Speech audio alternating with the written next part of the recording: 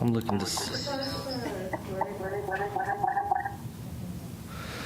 well, I'll make sure that I get my thank you.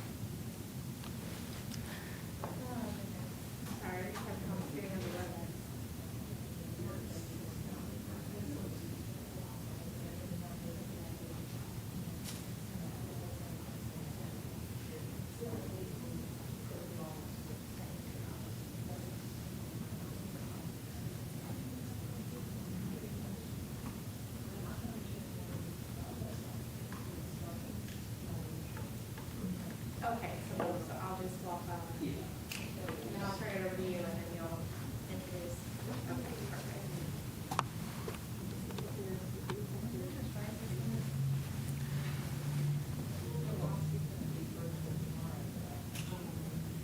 She said she was more than maybe here.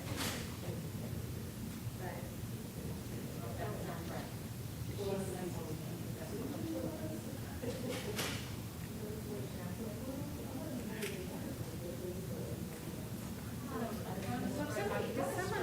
I'm just having problems. With WebEx. Is anybody else in? I just don't know why I'm having trouble.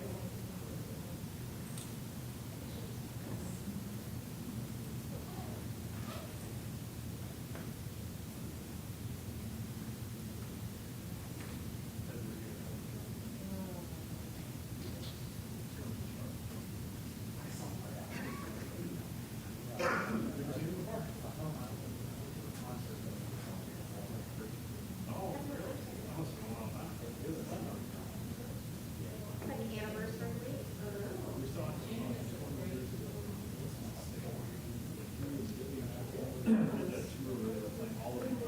Oh, it took me a long time. I think we're gonna go ahead and get started. Debbie, can you do the? Yeah. Thank you. All right, good afternoon, everyone. Thank you for your patience as we are starting our Student Achievement Committee meeting just a few minutes late today. I'd like to welcome everyone here today. We're going to be hearing some additional information about our AIG programming and then also our testing and accountability update today. In attendance today, we do have Committee Vice Chair Monica Johnson-Hostler and committee members Christine Kushner and Karen Carter.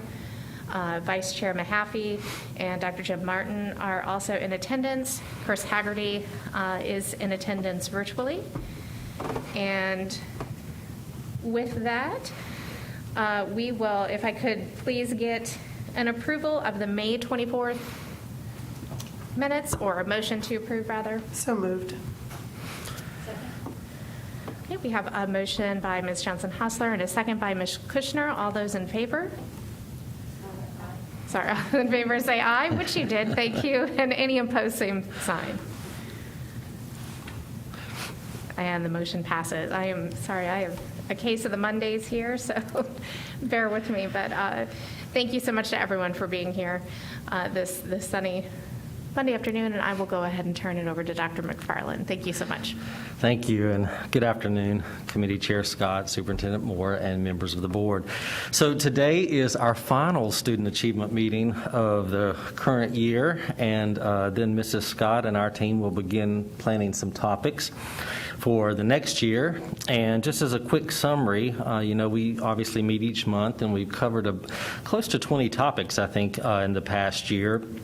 Focusing on implementation of curriculum, math and ELA. We had a presentation on culturally responsive instruction. The virtual academy's been here a couple of times.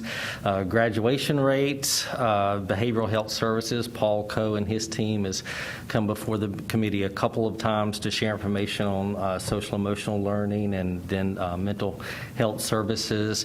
The Office of Professional Learning, Special Education, the area superintendent team was here to share about school improvement. We had, I believe, curriculum was here with Magnet. And then we had two plans, the pre-K 5-year plan, and then the CTE plan was shared, which was later adopted by the board. And then, last month we shared the curriculum, procurement, planning, and learning resources. And then we talked a little bit about Wake County Public School System's AIG identification practices. And so we're coming back this month to talk a little bit about programming and practices, and then testing and accountability. So it's indeed been a very busy year in many ways. And I just want to say at the start that we appreciate the continued collaboration and support as we focus on initiatives in the school system and the work that all of us do to impact student achievement. So thank you. So today we're going to begin by sharing more information on academically or intellectually gifted.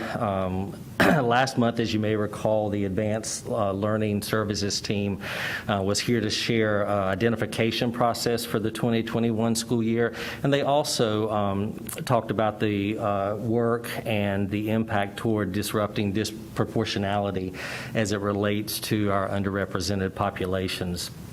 And so despite the challenges of the past year and a half that have brought us, with the pandemic, we've worked hard to continue providing AIG services and supports, as well as identification of giftedness as an important priority. And so today we're going to return with more detailed information about the academic programming and practices that supports our AIG students. So at this time, I'm going to turn the presentation over to our Director of Intervention and Advanced Learning Services, Ms. Lakeisha Sproul-Roberts.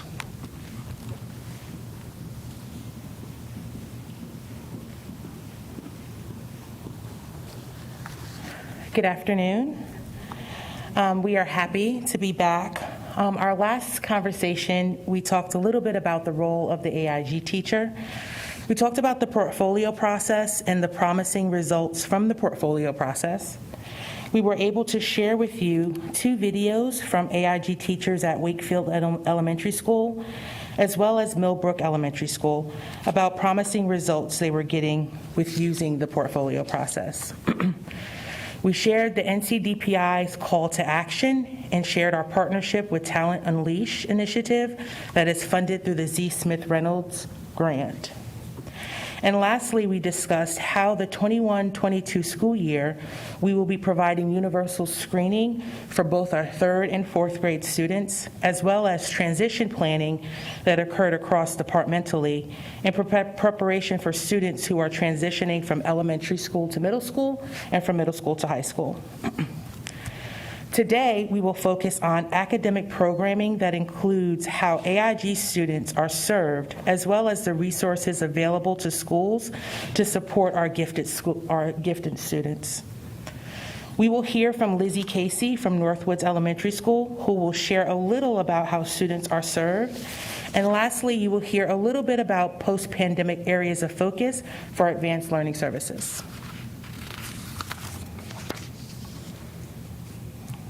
So in the area of academic programming and service, you will hear about service delivery models and standard aligned resources, as well as resources for schools to use to support critical thinking. In the portion of the presentation about future priorities and areas of focus, you will hear about some future work that will support students, teachers, and strengthen our partnerships.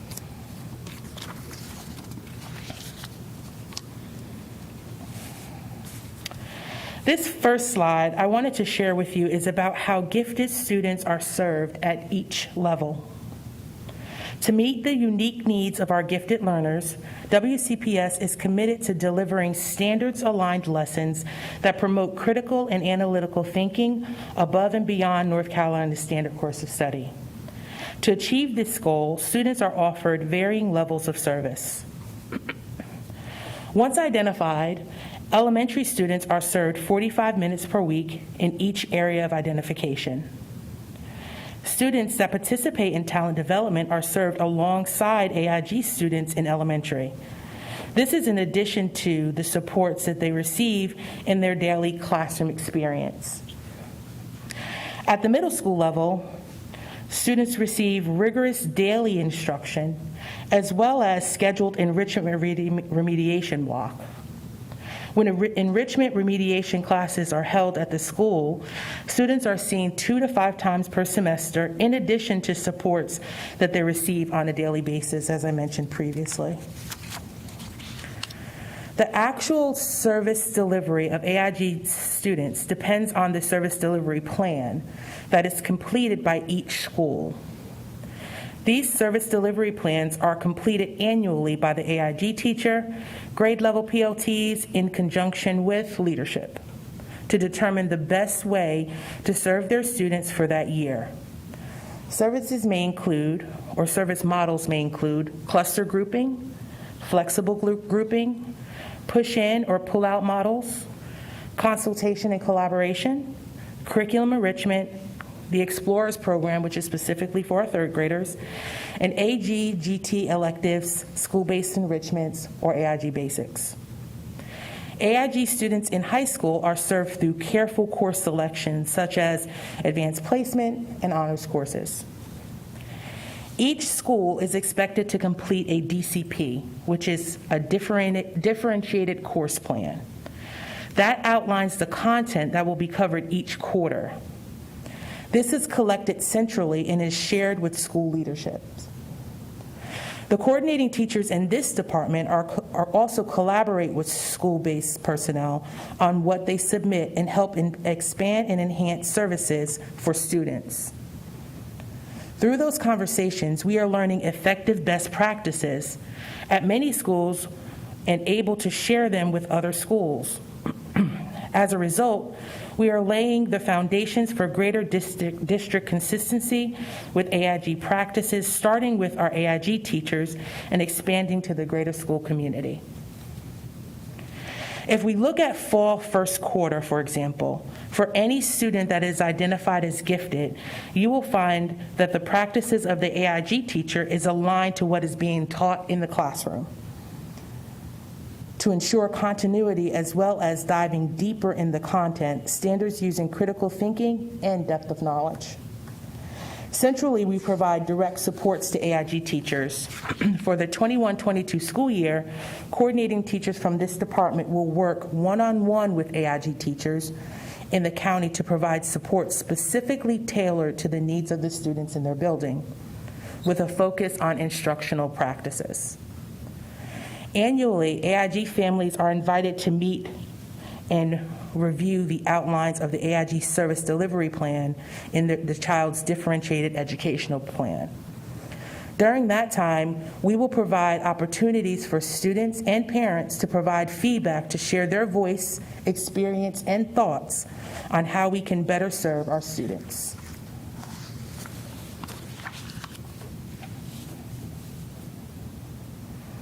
It is the expectation that all students receive core instruction, and that includes our gifted students.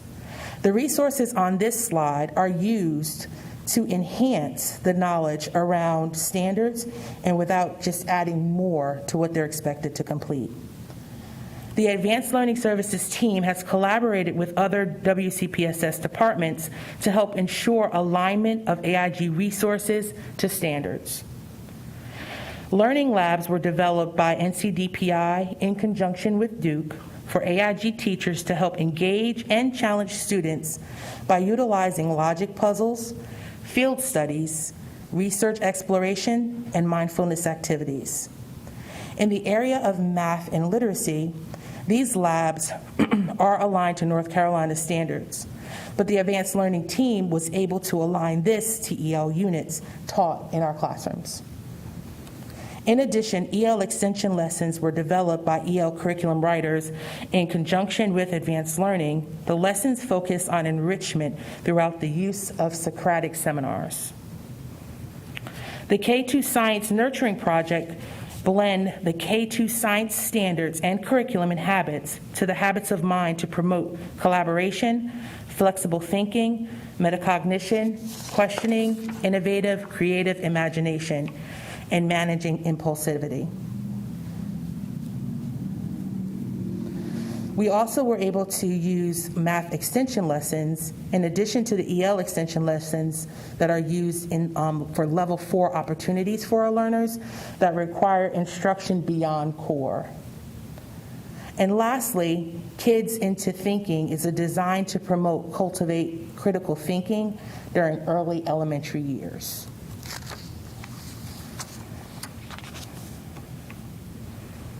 In the area of critical thinking, the Advanced Learning Department has provided all the resources shown on this screen. WCPSS employs several critical thinking resources to support our gifted learners. Jacob's Ladder targets reading comprehension skills in high ability learners. Students move from lower order concrete thinking skills to higher order critical thinking skills. Become a Problem-Solving Genius by Zaccaro and Primary Grade Challenges are word problem books that challenge students to use multiple strategies to solve problems. These problems are high-order thinking, multi-step problems. Another resource that is not seen on this screen is the Kagat practice test for our third grade students. In third grade, teachers engage students in Kagat practice. Students are presented with practice items from the Kagat test, which WCPS utilizes as our universal screener tool for AIG identification, to expose students to reasoning skills as well as different types of verbal, quantitative, and nonverbal questioning.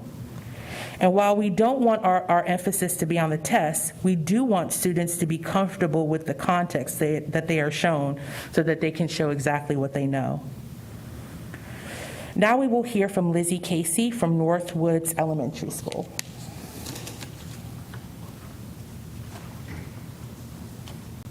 Hello, everyone. I am glad to be with you today to talk about what it looks like to deliver services to our students at the classroom level.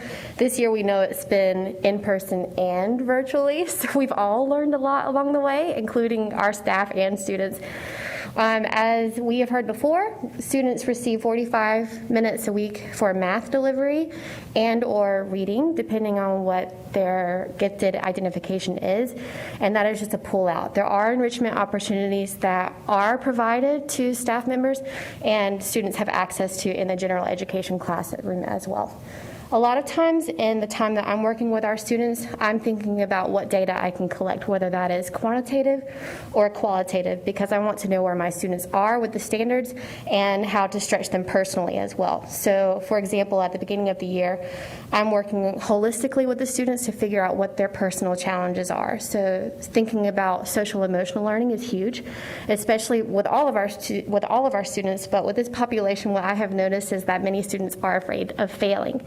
So to conquer some of that, a lot of my literacy projects are based around public speaking, and children are not forced to public speak, but they are invited to the challenge. And we let them self-evaluate using rubrics, and if they want to be evaluated by others, they are allowed to ask for feedback from others.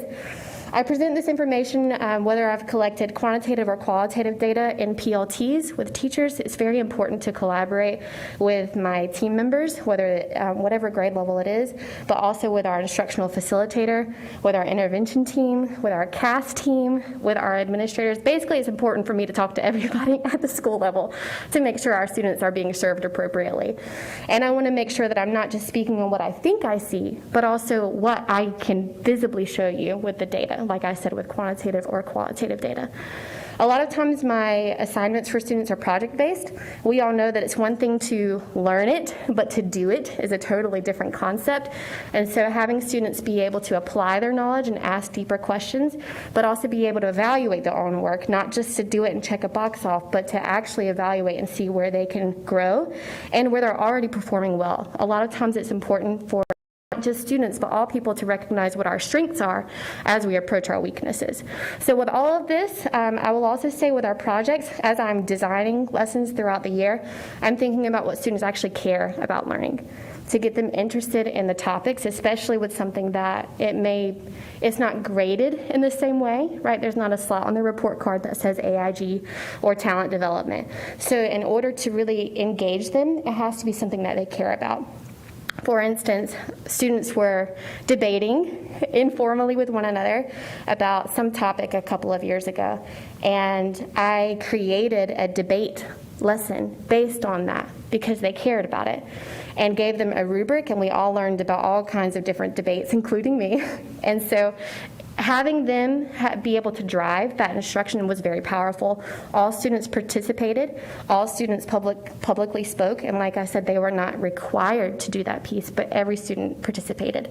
So all of that these are just examples of what we see at Northwoods Elementary School, and it differs a little bit here and there depending on what students need. Thank you.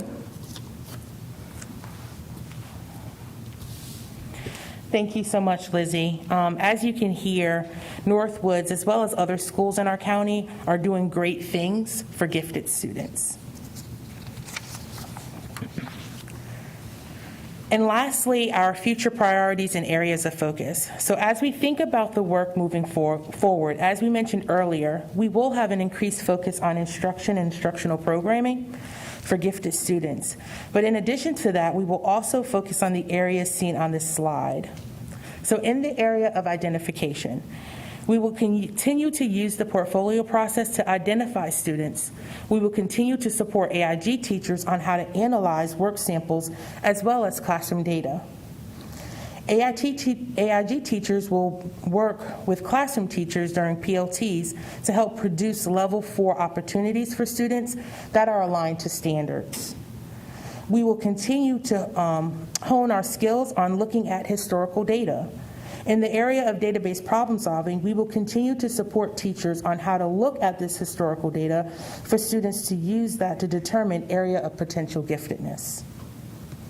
In the area of teacher support, advanced learning coordinating teachers will continue to work one-on-one with our AIG teachers. This year, we will be visiting each school at least 3 times during the school year to provide direct support to AIG teachers and teams. Every other Friday, virtual office hours will be held to offer continuing follow-up support to teachers on specific AIG programming, topics, and practices. Throughout the school year, there will be PD delivered to address instructional practices that are best for gifted and high-achieving students. And lastly, in the area of community engagement, the Advanced Learning Services team has established partnerships with NC State University and Duke University to better serve the needs of our gifted learners. WCPSS Advanced Learning Services team and the Psychoeducational Clinic have begun working together to offer our early kindergarten entry students evaluations for families that demonstrate financial need. It is the hope of the ALS team that this will ensure equitable access to acceleration opportunities across the district, irrespective of a family's resource or geographic location. To ensure that gifted learners have access to high qualified educators, in addition to professional learning, Duke is also offering a certification classes, which we are partnering with them to be able to provide that partnership. And our goal is to give teachers, or more of our teachers, opportunity to receive AIG certification. The ALS team encourages schools to offer innovative programming to their students as well, to promote critical thinking and problem solving, teamwork, creativity. Some programs that are offered at some of our schools include the Lego Club, Script Spelling Bee, Odyssey of the Mind, Robotics Challenges, Global Innovation, Junior Honor Society. Gifted learners have many opportunities outside of the classroom to continue their love of learning in the community, such as the resources included. Some of the resources that they often use are Duke Tip, which I know we all have heard, offers gifted learners with the youth program opportunities for students in grades 6 through 8 and pre-college programming for students grades 9 through 12. Many of our students participate in the Art of Problem Solving. It's an interactive online math curriculum for motivated students, grades 5 through 12. Then there's Summer Ventures. It's a supplemental 2-year honors program that provided by the North Carolina Science and Math Experience for students enrolled in their local schools. There's also the National Association of Gifted Children, provides outside resources to our families of gifted learners. And lastly, for our high school students, they have the opportunity to participate in Governor School. Governor School is a 5.5-week summer residential program for gifted, talented high school students that integrate academics, the arts, and unique courses to explore the most recent ideas and concepts in each discipline. Individual students must complete an application with required portfolio components that include teacher recommendations, essays, and auditions for the arts. The section of this process is very competitive and attracts students from all over the state. So we were able to provide an overview of some of the programming and experiences that our students are able to have, as well as the supports we provide for teachers. Thank you for your time today. And at this time, I'm happy to answer any questions or receive any feedback that you may have.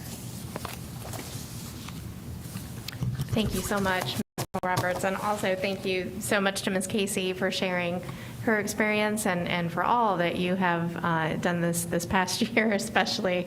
I cannot imagine the concurrent teaching and the different ways that you engaged your students, their families, and the teachers, and all of the people that you work with. So thank you so much, and for being here today to share some of that with us.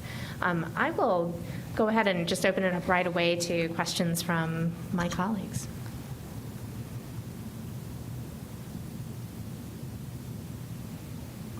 Ms. Carter?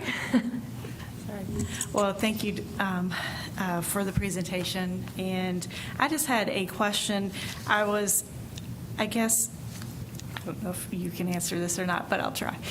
It's about AIG services for this coming up school year when we're looking at VA students and those who are in VA and in person. Is the AIG teacher expected to serve both of those populations? And then also, is the expectation to do it at the same time? Like if they have groups that would be similar, would they be working with the in-person and virtual students at the same time, or would the goal to be that to be separate, if that makes sense?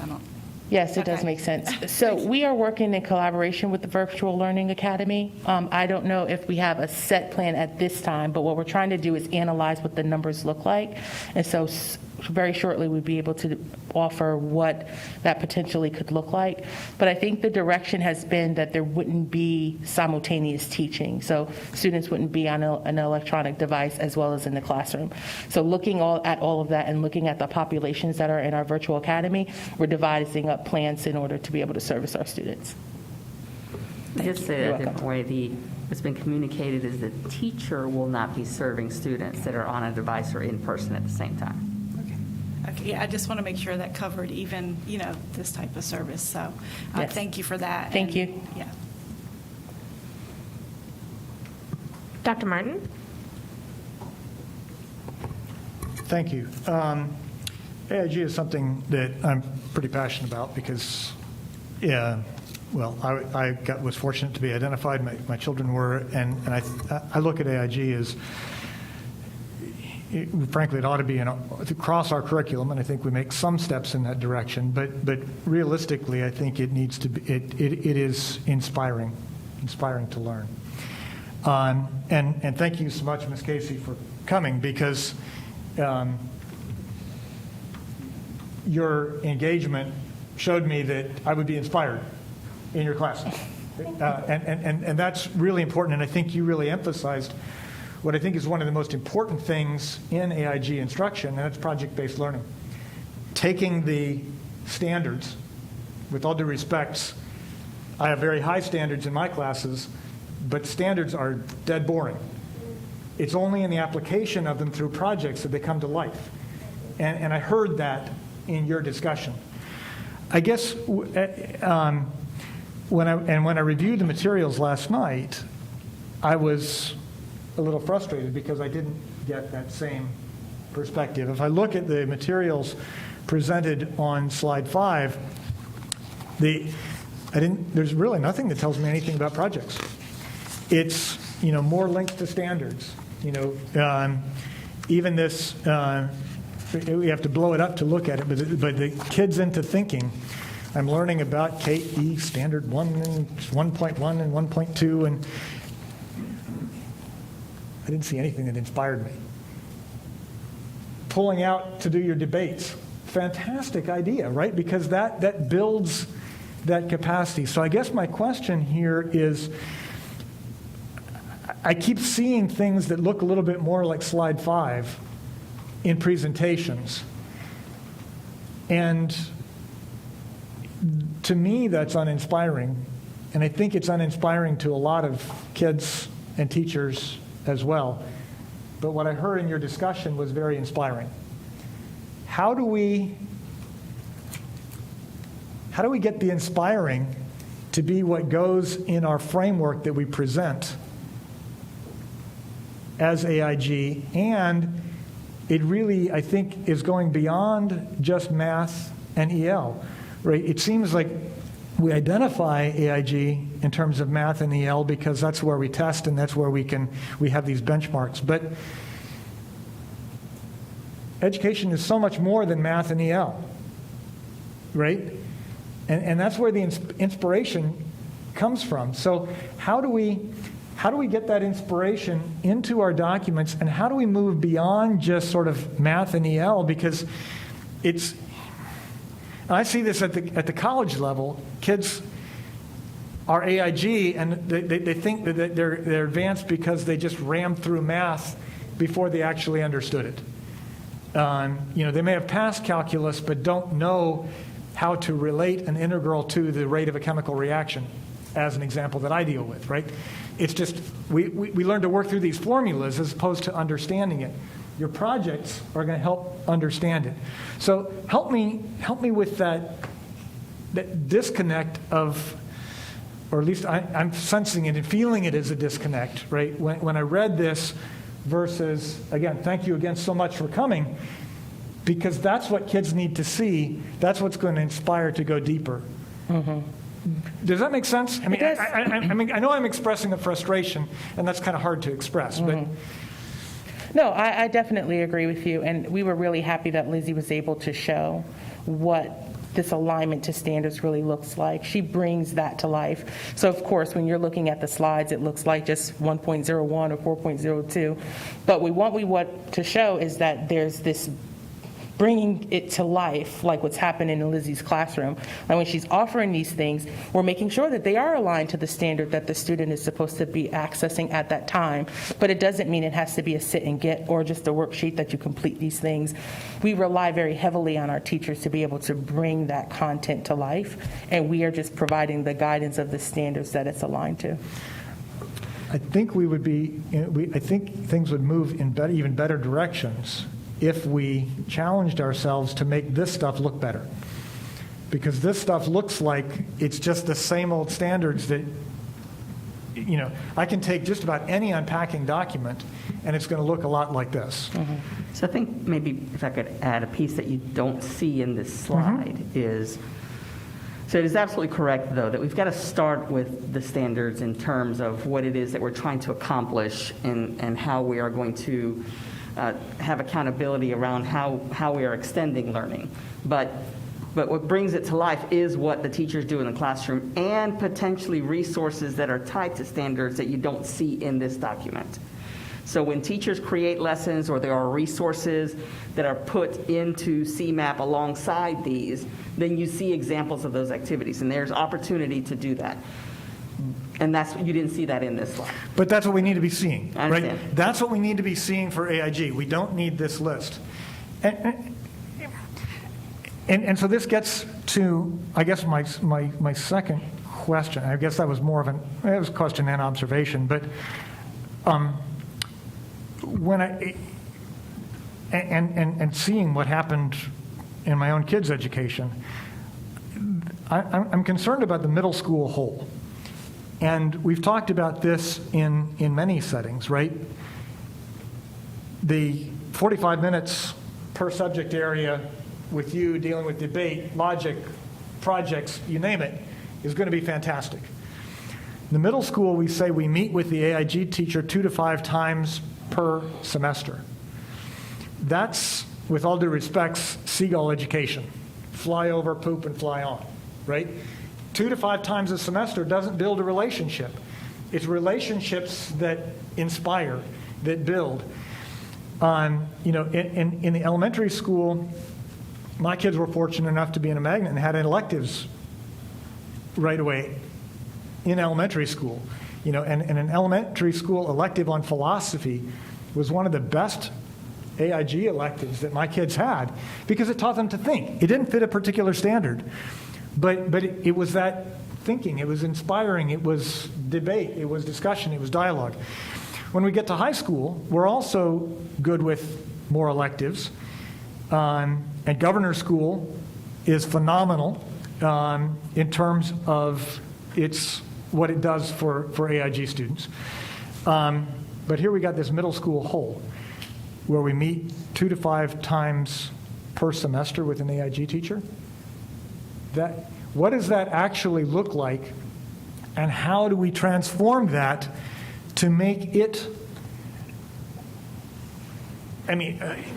Teachers need to be engaged with their students all semester to build, all year, to build relationships. This middle school whole seems to be a real challenge, and middle school is where we lose a lot of the love of learning in kids. Is this pointing to where we've got really where we need to be working? I agree. I think there's a few things I would add to that. It's a resource issue, one, right? Right. In terms of the number of students that a teacher is trying to serve.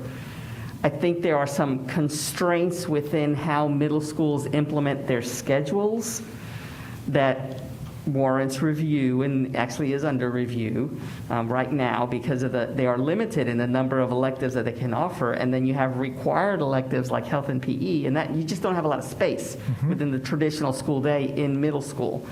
So there's a resource issue, and then there's a sort of a scheduling issue when you start looking at what's required to be done during the middle school day and then what time is left, and the types of electives that are offered. And I think that in middle school, you begin to make that shift good or bad, that you see in high school where the differentiation happens in the level of course that a student is taking versus pull-out type services. And it's also why it's more important, or as important, as you do in elementary, that you start working with your regular classroom teachers to integrate those skills and dispositions into the work that they do with students. So lots of ways that we're trying to deal with it, but some barriers that are real.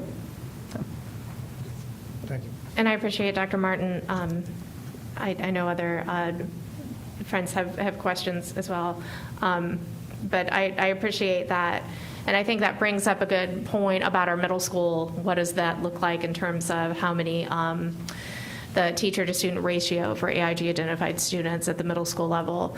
What are we dealing with? And there are middle schools in parts of the county that I'm just aware of personally from visiting them that use their club time in a different way, where instead of it being a 20-minute homeroom once a week, they move it to a longer session one day a week where students can have intentional SEL lesson plans. Perhaps that could be a time they get to work with AIG teachers. They also can receive any kind of assistance they need in whatever subject. So I know there are schools that use that time that most middle schools, I think, have in their schedules that use it very, very well. So hopefully that's something that continues to be shared. But that is a good point. But I would be interested to know what we're looking at in terms of the ratio of teachers to students in the middle school level.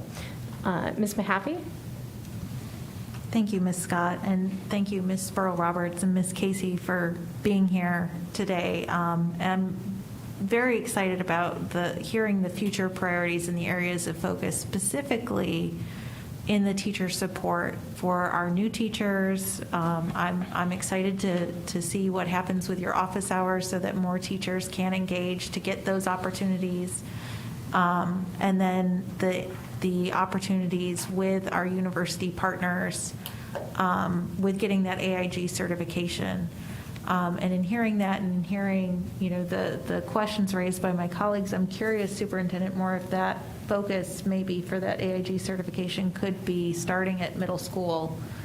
And I don't know if we offer any kind of support, budgetary support for that, because I don't know how much I would be interested if I were teaching in that opportunity, but in a lot of teacher PE, especially when you're dealing at the university level, there's some financial barriers with that. Can you talk a little bit about what that process is? Absolutely. So we have preliminarily we've started talking with Duke about their Partners in Education program and their certification. Some of the models throughout the county include some districts provide incentives for teachers to be able to access that certification. So we had one of our first meetings actually a couple of days ago and kind of talked about what could that model look like. And so when we have that crafted, we do plan on proposing what we can do to be able to offer supports for our teachers to encourage that certification. So it's new. Yeah, That's it's new. really exciting. Yeah. But I think anyone teaching, and Ms. Casey, I'm sure you would say this as well, any kid can benefit from getting that AIG piece, whether they're identified or not. And Absolutely. so seeing those partnerships and those opportunities, I think is exciting. And I think, that middle school piece maybe could be one of the pieces that we push and benefit for as well, but also hearing the need to build in the elementary school. So thank you. Thank you. Thank you, Ms. Mahaffey. Ms. Kushner? Thank you, Ms. Scott. And I just want to add to the voices of my colleagues that I think, thank you for the presentation, Ms. Burrell-Roberts. It was, and I missed last month's meeting, but I think given the information that was presented, to keep in mind what Ms. Mahaffey just said, that we need to make sure that we're, pushing out this type of instruction to all our students. So there's that paradox of having more identification, but also less segmentation within AIG instruction. So just like the holy grail of differentiation, I'm sure our magical teachers are doing that, but, Ms. Casey's kind of proven that point, that, and I do hope that we can somehow start reflecting that great work that our teachers are doing, and whether it's, just through spotlighting our teachers and the work that y'all are doing, because I know you do have to check the boxes with DPI, with our plan, and it ends up looking like that slide that Dr. Martin always dislikes. But I appreciate you bringing it to life today for us. Thank you. Thank you. A lot of magic that happens between those standards and then what happens in the classroom. Absolutely. Thank you. Ms. Johnson-Hustler? So I just had a follow-up, so I'm glad Ms. Mojave and Ms. Kushner went first, which was, you answered the question that this is pretty new, this training. And I guess my question is really more for leadership, and that is, of course, I'd like to see it being built up in all of our schools, but I'm also curious if we can figure out how to do this. Could we actually, my preference is to put an emphasis on our Title I schools where we have lower levels of identification. So of course the superintendent is not surprised that's what I'm saying, but I think it's important to note that if indeed we are going to start to close the gap of differentiation, we have to start with the schools that have less of our students being identified earlier. Because, like it or not, no matter what people say, and I have parents call me all the time saying the teacher says, well, they'll do it later. It doesn't happen for these kids, and I hear it over and over from parents in our Title I schools where we have less of our students identified. And we all know that identification looks very different, and it's also helpful if teachers are trained, because then they are pushing in and providing the resources for those students regardless of their identification. So that's my vote for, can we put an emphasis there? I mean, you think you were sitting in some rooms that I'm having conversations with folks about the fact that a lot of the strategies that teachers receive as a part of the AIG certification process are really very similar to the strategies that you see when you need to accelerate students who have academic gaps. And so we have had that explicit conversation about the value of AIG training for our teachers in our schools with higher needs students, so that you have a broader, you may not have AIG services in terms of separate, but you have the same skills and dispositions with regards to reaching students across the classroom teaching staff. That is a conversation that's ongoing, which is going to rely on these partnerships and these other things to extend to have the ability to train larger numbers of students, and how we as the district can support that. I can just go with if I thought it, you already thought of it, because we've been in a line about a week or so, so I think we're good. Thank you, Ms. Johnson-Hustler. Chair Sutton? Just, I guess, a final question. So that conversation then sort of begs the question, Superintendent Moore, in terms of funding, and now that we're in the budget season, we know that AIG has been underfunded over the years. Does this present an opportunity, one, or can Title I funding then be used to do what you're talking about along or in conjunction with some of the coronavirus funding and that sort of, can we use some of that to, I guess, scaffold the scant funding that we have for AIG to help with both identification and... So, I think you attacked this from several angles. I think that the approach that we were talking about just a moment ago in terms of looking at our higher needs schools and the opportunity to provide teachers with training that allows them to differentiate with those same sorts of practices is absolutely something that can be done with Title I funding, if those schools are Title I schools. It is also an option for an extension in our ESSER grant applications if we look at it for training. It is also, when we're not talking about schools that have access to those funds, and we're talking about overall, I think I mentioned the last time we had an AIG conversation, should we look at the AIG and a couple of other areas that are cap funded by the state as an area that we should add to our multi-year plan, and be more intentional about additional dollars moving forward that serve the entire district. So. And then with respect to that funding, in your presentation, there were quite a few resources that you listed throughout the slides. And so it would appear that we have an abundance of resources, some of them state and federal and, private or what have you, that don't cost us anything. So then it sort of makes it look like, well, hey, we've got a lot of resources. We don't necessarily need the funding, even though we know that that's not true. So when you, with more funding, what is the impact, I guess, a lack of funding, the impact? Would we be able to provide more resources, or would we see more students being identified? I guess I'm asking, what is the impact of not having the funding and the resources to kind of do what we need to do? Or is it both? I mean, There are a lot of giants to slay. Because when we look at our work, if you go back to our statements around equity, for example, we're looking to raise the achievement of all students, right? But we want to pay attention to those students who are disproportionately represented in gaps, and that includes AIG identification. So there is space for training, for sure. There is space for additional resources, but the additional resources, I think, are part of a package that where you have to include training and dispositions and looking at the numbers as well as what we want to do in the schools, because what type of resource depends on whether you are doing something that's part of core curriculum that has extensions for different students, or if it's something that you want to do that becomes part of the separate services with the AIG teacher. So it depends on what type of resource, where the resource is going to be applied in terms of the classroom setting. But there's space for all of those. The issue really is how we prioritize or how we use multiple sources. Like if Title I schools have access to funds that other schools don't, what's a strategy they can use? If there is a place for extending AIG as a priority in our multi-year funding plan, then what's the plan for those dollars in terms of how they're going to be used? And in some places there might be some overlap, and in some places there might be some things that are distinct. And I think that's the work that's before us, because we also have to determine what our pathway is with our community partners, in particular towards the certification.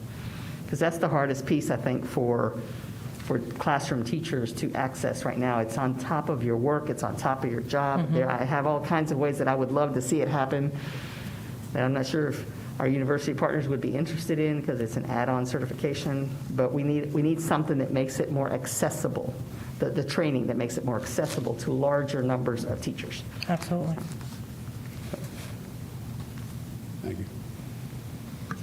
And those two questions are great, Ms. Johnson-Hostler, and the follow-up question by Chair Sutton. I think they're closely related, and something I've thought about quite a lot is, how are we empowering teachers, AIG or otherwise, to be able to include project-based learning in their everyday, while they're still meeting the needs of the standards-based curriculum that we're following. Because there is a balance in there, but it's that empowering. How are we empowering teachers to feel that they have the flexibility to do that? And it is certainly tricky in today's environment particularly, but it's so important because, as Dr. Martin said, I mean, that's where that magic happens when they're debating something in class, whatever that may be. The Panthers are the best football team or not, and then to be able to expand on that, be able to show you this is exactly how it's standards aligned. However, the students were so passionate about it because when it's a subject that they care about, they are going to be more interested.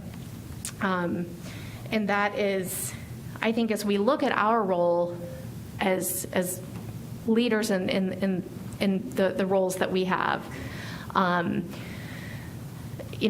we talk about equity, we're not looking or expecting every child or every person to have the same life outcome.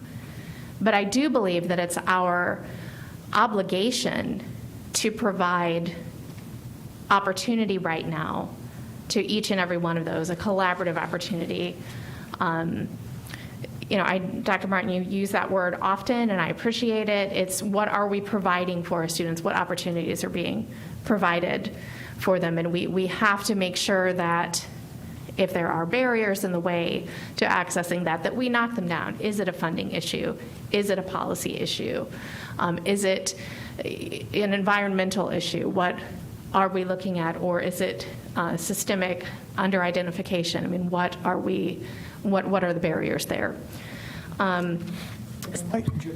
If I might just tap into that, I think that's maybe what I would like to see in some of our documentation is opportunities provided, right? We get all these lists of how it connects to the standards, but if we spent as much time having a slide that said, look, here are the extra opportunities that we're providing, and we had a little bit more of the opportunity focus instead of the standards focus, I think it would make us think and act a little bit differently. Thank you. And that is a great point. I think that for all of us, we all value the opportunities we have to go inside of our schools and see what's taking place in them. And I'm sure that my colleagues feel the same way. I wish we could take a video camera with and show those amazing lessons and show those aha moments that our students have and just show the amazing things happening in our schools. So I think any chance we have to show that in real time or show specific examples, it would be great. Having said all of that, I have just a quick question about demonstrating level 4 work.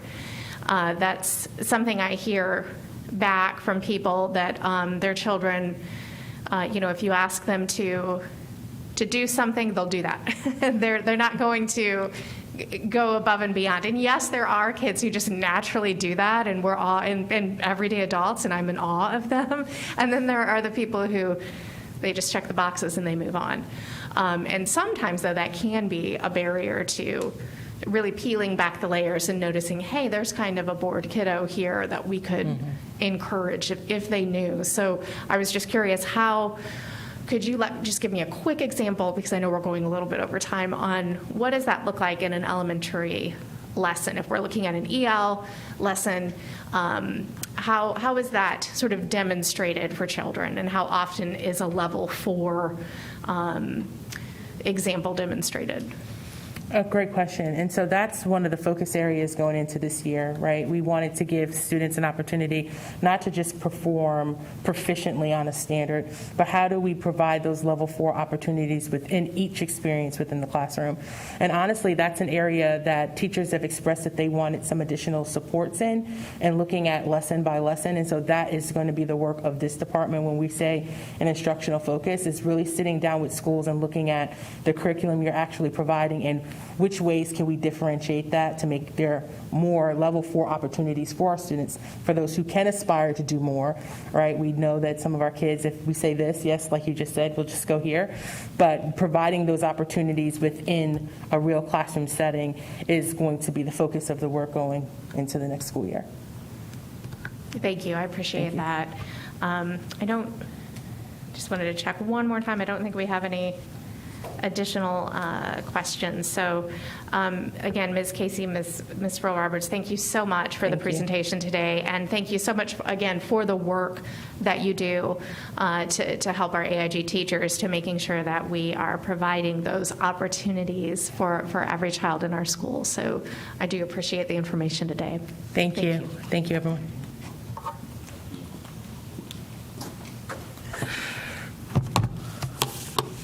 I will just add, too, that Superintendent Moore in one of our recent meetings mused, what if all teachers in the district could be certified AIG? What would that look like, and how could we do it? So there may be more yet to come on that. But we are certainly considering a multi-year business plan that's really critical because we know that the funding level is significantly under what the number of students we have in the district. And I also wanted to add to one thing that I don't think was mentioned in the presentation is that the AIG teachers do meet in PLTs regularly, and that's really important work for them because they can then share some of the wonderful work that they're doing individually, and we know that's how to spread creativity and some of that, as you said, engagement and excitement for students. It's really important. And then the last thing I'll just add is they mentioned some of the office hours and that being a way to reach the staff. And that's really sort of a pandemic invention for us where we've been able to hold just blocks of time where there is no presentation. It is just principals can call in with their questions or, with their help, or, that sort of thing. And it's been really beneficial and really well received because, the principals say they can just call in, they can get their questions answered, they can hear some of what their colleagues might be asking, but they also are not sitting through a presentation or professional development. It really is one-on-one and, a quick down and dirty response. So that's been really important, and we plan to continue that moving forward. So with our next presentation, testing and accountability updates, there won't be data specific coming in this presentation. Dr. McMillan is going to be here today really just to provide a broad overview of what to expect and how to interpret and understand the data and accountability landscape moving forward, from this past school year. It's a presentation that he shared a little bit with the superintendent's leadership team, I guess a couple of weeks ago. And we found it really informative and beneficial. We think that it's critical that accurate score interpretations and fair trend comparisons to previous years among schools. We have to know that in order to be able to plan appropriately our support and resources for schools in the future. And so he's going to talk a little bit today about what DPI may or may not report after the past year, and then start to answer the question, will 2021 serve as a new baseline, or do we still have another year before us before we have a solid baseline? And then also information about any additional analysis that might be coming out from DPI. So at this time, I'll turn it over to Dr. McMillan.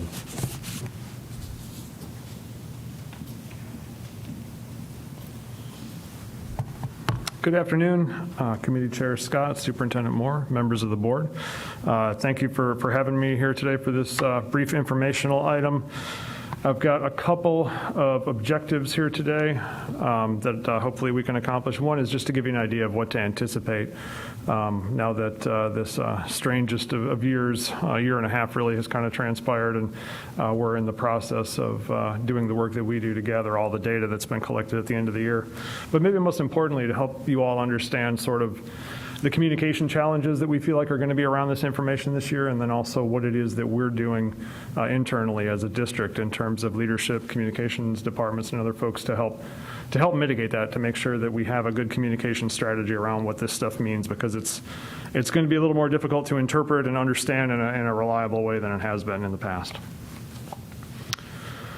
This next slide here is basically kind of a timeline of where we are and when we can expect things to happen. You can see we're about pretty much onto bullet 1 there.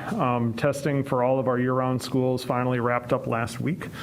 So we're kind of getting ready to transition from bullet 1 to bullet 2, which is the reporting of those EOG and EOC test score results to parents, as we are required to do by law, which will occur as soon as we can get that information turned around by the middle of July or so.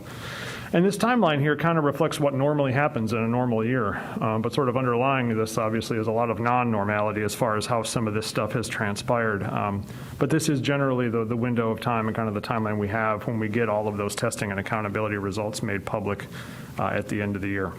But as we know, there are some complications this year that are going to make that a little bit unusual.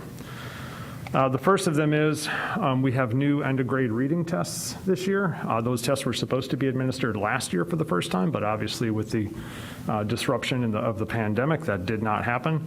And so this is the first year that students have taken those, and the consequence of that is that we will not know how students performed on those assessments until probably August, because the state has to set the cut scores on those tests to figure out what constitutes a level 3, a level 4, a level 5, and that process can't occur until after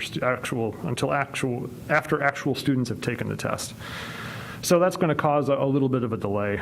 Schools are aware of their math and science results, for example, at elementary and middle school, but reading will not be available to schools or to the public until at least August.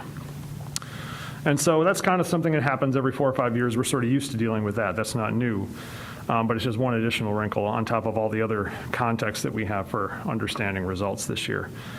The fact that we did not administer state tests last year introduces a number of complications in terms of how people understand this information. For example, normally the state reports growth from one year to the next. Well, there was no last year, so how do you report growth? Growth since when? And so, obviously the idea is that maybe they could report growth from 2019 to 21. It can only kind of be like 2-year growth. But that's not the way we think about it. That's not the way we act on it. That's not the way we like to interpret it. We like to say last year was a good year for this group of students. Well, now we're going to say, well, sometime during the last 2 years, this group of students had a good year. We're not sure if it was last year or the year before, or maybe a little bit of both, or maybe 2/3 2 years ago and 1/3 last year. Those kinds of attributions we like to make about what caused that growth and where the responsibility or the credit lies for that is going to get very, very complicated, obviously, assuming the state can figure out a way to do that. One of the other big problems that we're going to have with understanding things this year is that not all of our students participated in testing this year. That was generally true statewide. Preliminarily, it looks like about 85% of our high school students did take end-of-course tests in the fall and the spring this year, but those numbers for end of grade are probably going to be a little bit lower. And our assumption behind that is that younger students, those test scores don't count as part of a course grade, whereas for a high school student, the way that we operationalized state policy this year, you could actually help your course grade by doing well on an end-of-course test, but end-of-grade tests don't factor into students' grades, so there's not a consequence there directly for a student, and so it could be that they were less motivated to come in, particularly if they had been attending school virtually all year, as many of our students did. So the consequence of that also gets us into a place where we're going to get data back this year, and if school A tested 80% of their students, they're going to get a certain number of students that will be proficient, say, on the math test. But can you really compare that to data from 2 years ago when you tested every single student? Kind of begs the question of, well, who were the students who took the test and who were the students who didn't take the test, and how does that change the picture? If many of your historically high-performing students didn't take the test, then you might expect a dip. But on the other hand, if many of your students who were lower performing historically were the ones who didn't take the test this year, then you might expect kind of an artificial bump. And that you could probably kind of figure out by looking at who your students are that weren't tested if we didn't have a pandemic in the middle of it on top of that, because you're not going to be able to tease those things out and really pull them apart very easily. So it's really going to be difficult for folks in schools and here in the district office who support schools to really use a lot of the data we're going to get this year in the way that we've grown accustomed to using it as part of our data review and needs assessment process. But one thing that we do want to make sure that we make clear is the scores that we're sending home to individual students are in fact the scores those students earn and are a perfectly valid representation of how those students did in this particular year on those standards on which they were tested. So we don't want to leave people with the impression that if I get a student report home in a few weeks and it says that my student got this particular score, that somehow that's not their real score. It is an accurate representation of how well that student did. The complications come when we try and aggregate that data up and make all kinds of other extrapolations about it. Because when not all students test and when you don't have an annual baseline to rely on, that becomes very, very complicated. So knowing all of this is coming, we have been and are continuing to be in the process of working on communications and guidance for different stakeholders, starting with our schools, since they were the first ones who were going to receive test results this year.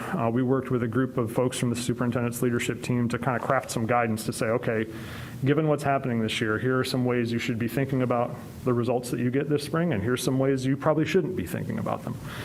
Predicated largely on having schools look at the percentage of their student body that actually tested, who should have tested, because that's going to vary between schools. And it's going to vary even between subgroups of students within schools in many cases. And so we tried to develop some guidance around that to help them know what they could really look at in kind of a reliable way, and in which cases they might want to say, you know what, we probably don't want to make that comparison because that's not going to be valid. And so to help support that, one of the other things we did for schools when they got their test results back is we sent them back reports of the percentage of their students who actually sat for the test overall and by subgroup, so that they could have some of that context without having to sit down and get out the calculator and figure it out. In addition, we're working with folks in the communications department right now to explore some possible things that we might send out as another form of communication to parents and families when those individual reports go out in July. It's been a couple of years since anybody's seen one of those. So for many of our parents, this may be the first time they've received a report of a state test score for their student. And for others who've maybe been here for a while, they may not have had one in a couple of years. But depending on that student's experience the last couple of years and what other factors may have been involved, we want to make sure that they're interpreting that score in kind of a contextual way. We know that opportunity to learn was a struggle for some kids this year. We know that internet connectivity for kids who were engaged in remote learning was a struggle for a while, and so we need to remind people of all of those factors. Just to make sure that they're understanding that this is where your student is now relative to what's transpired over the past 18 months. And so we're going to work with our communications department to figure out a way to do something other than just to send a report home saying, your child got a 4, thank you. Because I think that's going to feel kind of inadequate to a lot of folks. And we'd like to make sure that we over-communicate rather than under-communicate around that. So some additional work we have planned for this summer beyond the things that we have to do. We're going to take a really close look at who our tested and non-tested students were this year to see who is in those data that are ultimately going to be reported by the state and who is not in there, so we can understand what potential impact that may have had. We're also going to be looking at, even though it's kind of a small thing, a lot of states and districts around the country have been talking about looking at possible enrollment shifts over the last 2 years, because we know, particularly in large urban areas, there's been some school districts that have lost a lot of students. And so as many of them are gearing up to do what we do, they're starting to talk about looking at who their population of students was this year compared to what their population of students was 2 years ago. Here in Wake, we have a lot of in and out movement, students coming in, students going out every year. And 1 year's shift is kind of small, but then you start to look at 2 years' shift. You can talk about some real numbers, in some grade levels compared to 2 years ago, particularly I think in the range of like 3 to 7, which are tested grade levels. In some cases, we have about 3% fewer students than we did 2 years ago. And so that's not a lot, but it matters a little bit. And so we're going to look at what potential shifts might be embedded in there. The main kind of task we think we're going to take on to try and figure out what the impact of the disruption of the last 18 months is to do something that a lot of assessment experts around the country have been talking about, which is looking at that 2-year kind of growth from 19 to 21 for your group of students that you did test, and then try and construct a similar group of students from a previous cohort, maybe from 17 to 19, and look at how much growth that group of students made over a 2-year span to try and get an idea of how much impact there may have been by the pandemic. It is not a perfect method. It involves all kinds of statistical assumptions, and it's not perfect, but it's about the most viable strategy that anybody's proposed to get a sense of, can we really isolate what might have been a pandemic-related change in students' learning trajectories. The state is talking about doing something similar to that as well, but we're not quite sure what they're going to do, because they're waiting for all the data to come in and kind of see what they have before they make decisions, which leads to my last slide here, which is what will the state scores, because they do. However, we also know that, as we mentioned before, as those participation rates fall below 100%, some of those aggregations that they report, district level scores, school level scores, subgroup scores, are going to be less and less accurate. And we don't know how that's going to vary by different parts of the state. We know that different parts of the state were impacted differently in terms of the amount of in-person instruction they had during the pandemic, and that may have affected what the percent tested rates were in different pockets in the mountains and the coast and where we are. And also, like we said before, growth is going to be difficult to interpret and understand. If they do measure growth over a 2-year span and report that by school, well, that's the growth of those students in that school over the last 2 years. But what if some of those students weren't in that school 2 years ago? What if they were only there this year and they weren't there last year? So again, those attributions that we like to make about who's responsible for the growth that we see or the changes that we see are going to become very complicated. with teachers as well. We know that those growth reports generally also get sent out to every teacher who teaches a tested subject or grade level. But are they going to report the growth that those kids made over a 2-year span as well, such that then I, as a teacher, have to say, well, they grew that much over the last 2 years, and I probably did some of that, but the teacher before me might have done some of that too, but we don't know how much or how little, and there's not really going to be a good way to tease that out. So I don't know how they're going to report that in a way that makes sense, because all of our reporting mechanisms are predicated on pinning growth to a school or a teacher. And no student this year is going to have growth measured based on a single school or a single teacher, unless they stayed in the same school for 2 years and their teacher looped with them and taught them for 2 years, which is, probably pretty rare. The federal government has offered some flexibility, some of which the state has already taken advantage of in terms of not holding schools responsible for testing at least 95% of their students. But the other flexibilities that are in there around the accountability reporting system are also dependent on actions that our state legislature may or may not take. There are some bills, or have been some bills in the legislature dealing with things like the school performance grades, the ABCDF system, the way in which we designate low-performing schools each year, which is also determined by test scores, and even the teacher bonus pay structures, where certain teachers are paid bonus money depending on how much growth their students make. So obviously that's going to be a very hard thing, if not impossible thing to do this year. And the bills that have been kind of going through, I don't think any of them have been signed into law yet, but they've been getting a pretty favorable reception from legislators who I think understand that some of this stuff is going to be all but impossible to pull off. And now that the federal government has kind of given us a pass to say, we know you can't do this year, I would anticipate that a lot of that is going to come to fruition, and it's going to be sort of a reset year on some of these things. So I take a little cue from the broadcast news industry and close with a positive item here before we end. Graduation rates. The percentage of our kids who do graduate in 4 years or less, fortunately, is not really impacted by whether kids do or do not take end of grade tests or end of course tests. So we did graduate students last year, and we reported that information, and we were able to track it accurately, and we anticipate being able to do the exact same thing this year. So because that's been such a huge linchpin of our recently completed strategic plan, and obviously one of the biggest metrics that we like to track, we're happy that at least that will be intact, and that should be at least something we can kind of fall back on and use and interpret the way that we normally would, and don't anticipate any changes as far as that goes. So with that, that was most of what I had to share with you all here today. I'm happy to take any questions or comments that you all might have. Dr. McMillan, thank you so much for sharing that information with us. I have a lot of admiration for people who can take all of these numbers and talk about it in a way that that the rest of us can understand. So I do appreciate the work that you do and that everyone in your department does. Thank you.